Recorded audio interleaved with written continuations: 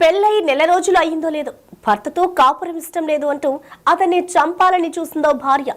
భర్తపై విష ప్రయోగం చేసింది. జ్యూస్ లో పాయిజన్ కలిపి ఇచ్చేసింది. ఇది తాగిన అతను అపస్మారక స్థితికి చేరుకున్నాడు.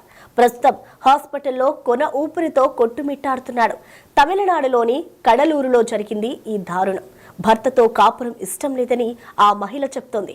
ఇదే విషయంపై గతంలో భర్త నిలదీయడంతో వేరే వ్యక్తిని ప్రేమించాలని చెప్పింది. అయితే పెద్ద మనుషుల పంచాయతీలో రాజీ కుదిరింది. కానీ పంచాయతీ తర్వాత కూడా ఆమె ప్రేమాయణం కొనసాగించింది.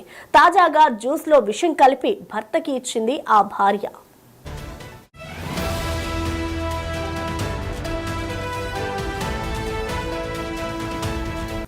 కడలూరు జిల్లాకు చెందిన సుందరమూర్తికి కలయరసన్ అనే కొడుకు ఉన్నాడు. జనవరి 26న పెద్దలు అతనికి ఆర్తి అనే యువతితో వివాహం చేశారు.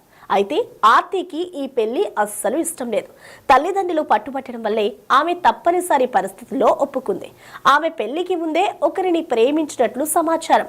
అయితే ఫస్ట్ నైట్ రోజు ఆర్తి తన ప్రియుడికి వీడియో కాల్ చేయడంతో కలయరసన్ షాక్ అయ్యాడు. కుమార్తెను మందలించమని చెప్పి అమ్మగారింటికి పంపాడు. పుట్టింటి వారు మళ్లీ సర్ది చెప్పి అత్తారింటికి పంపారు.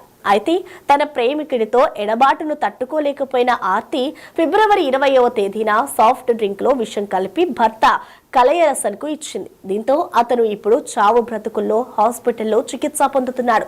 ఈ ఘటనపై కడలూరులోని పుదుచత్తారం పోలీస్ స్టేషన్ లో ఫిర్యాదు నమోదైంది. ఆర్తిపై తగిన చర్యలు తీసుకోవాలని డిమాండ్ చేస్తూ కలయరసన్ తల్లిదండ్రులు జిల్లా పోలీస్ సూపరింటెండెంట్ కార్యాలయంలో కూడా ఫిర్యాదు చేశారు.